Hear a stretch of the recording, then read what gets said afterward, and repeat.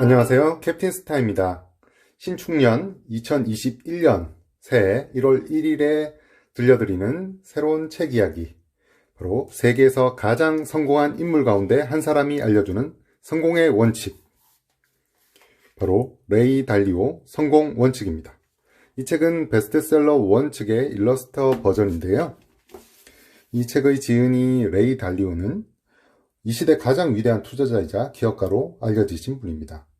1975년 방 2개짜리 아파트에서 브릿지워터 어소시에이츠를 설립해서 40년 만에 세계 최대 규모의 헤지펀드로 성장시켰습니다. 그리고 2007년 글로벌 금융위기를 예측한 것으로 유명하며 뛰어난 해안으로 브릿지워터를 놀랄 만큼 높은 수익을 꾸준히 내는 세계적 헤지펀드로 성장시켰다고 합니다. 여기 보이는 이 용수철처럼 보이는, 그리고 오른쪽으로 이제 상승하고 있는 이 모양이 어떻게 보면 이 책의 저자인 레이 달리오가 알려주는 성공 원칙의 5단계를 아주 간략하게 표현한 그림입니다. 자, 이렇게 성공한 레이 달리오지만 이 사람이 항상 성공만 했을까요? 자, 이 책에서는 레이 달리오가 실패를 했던 자신의 가슴 아픈 이야기도 함께 들려주고 있습니다. 레이 달리오가 어떻게 실패를 했는지 그 부분부터 먼저 살펴볼까요? 자, 1982년에 레이 달리오가 겪었던 실패에 대해서 얘기하고 있습니다.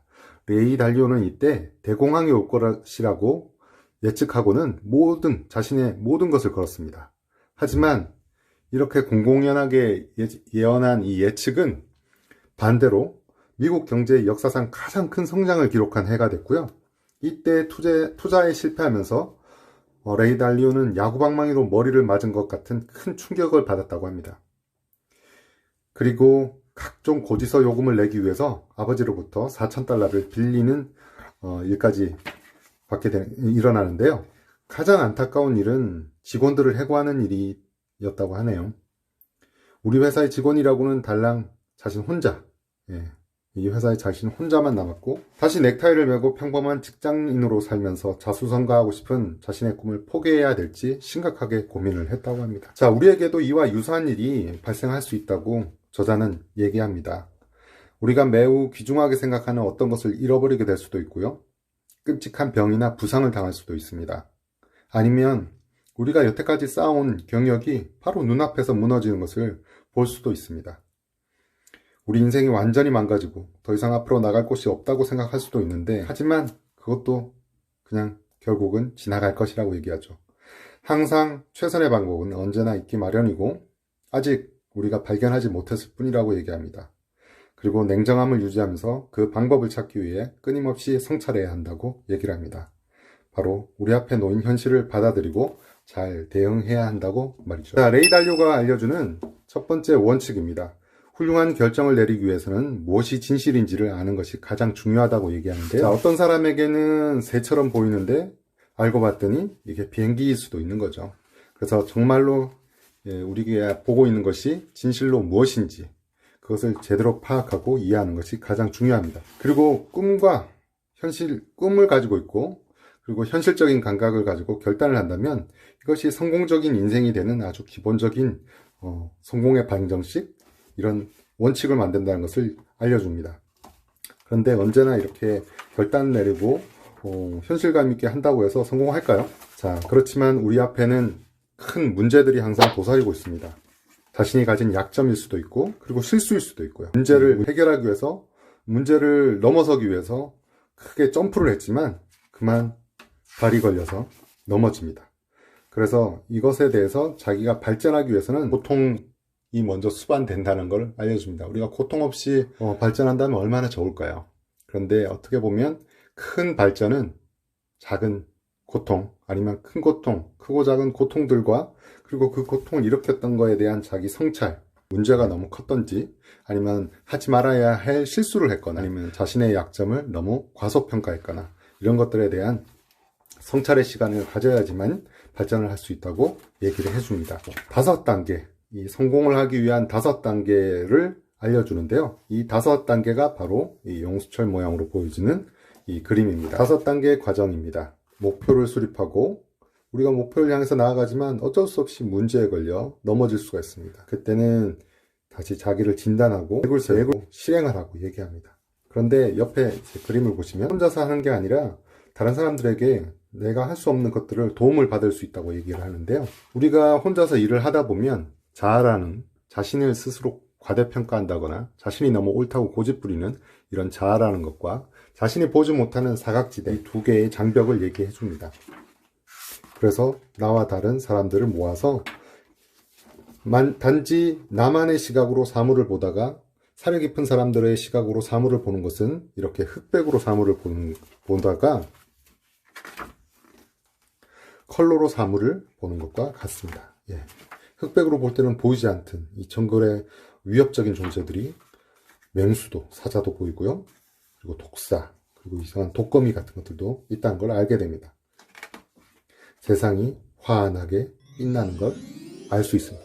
레이 달리오는 얘기합니다. 인생이라는 정글을 헤쳐나가는 가장 좋은 방법은 나와 다른 시각으로 사물을 보는 통찰력 있는 사람들과 함께하는 것이라는 사실을 깨달았다고 얘기합니다.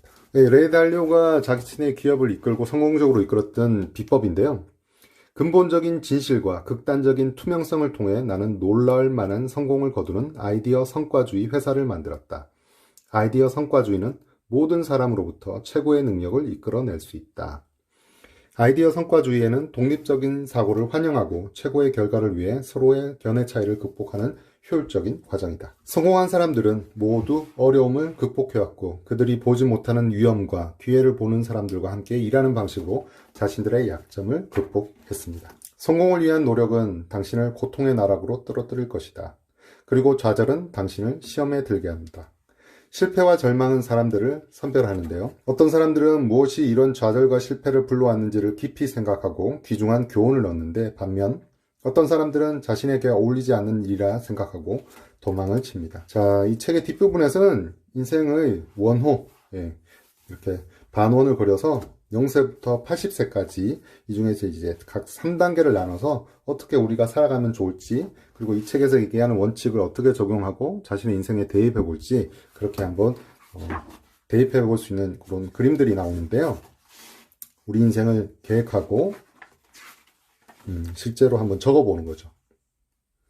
이 뒷부분도 한번 직접 실천하기에 상당히 좋은 내용으로 여겨집니다. 자, 레이 달리오는 이렇게 자신이 성공하는 것들을 주변에게 나눠주는데 자신의 인생에 더 큰 성공이 있다고 깨닫게 되었다고 합니다. 남을 도와주는 것에서 자신의 인생이 더 빛나는 것도 되고 다른 사람을 빛나게 만드는 것이죠. 그래서 건투를 빈다고 이 책은 뒤는 마무리되고요. 다른 원칙들도 몇 가지 얘기가 나오는데요. 자, 실수를 해도 괜찮지만 실수에서 배우지 못하는 것은 용납되지 않는 문화를 만들어라.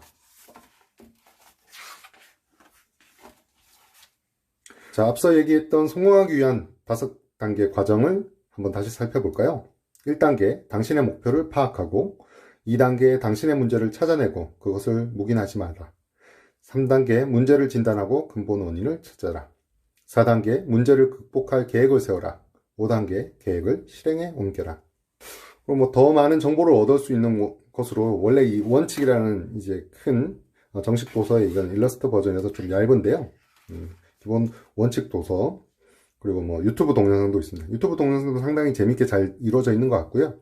그리고 소셜 미디어 있고 스마트폰 앱으로 보는 원칙은 제가 찾아봤는데 찾지를 못하겠어요. 뭔가 이 책이 나온 지도 벌써 한 2, 3년이 지났기 때문에 그러고 나서 앱이 이제 서비스가 중단되었는지는 모르겠어요. 그래서 지금 찾아봤더니 나오지는 않았습니다. 그래서 앱으로 뭔가 이런 내용들을 좀 더 재미나게 만들었으면 더 좋았겠다는 이런 아쉬움이 있더라고요.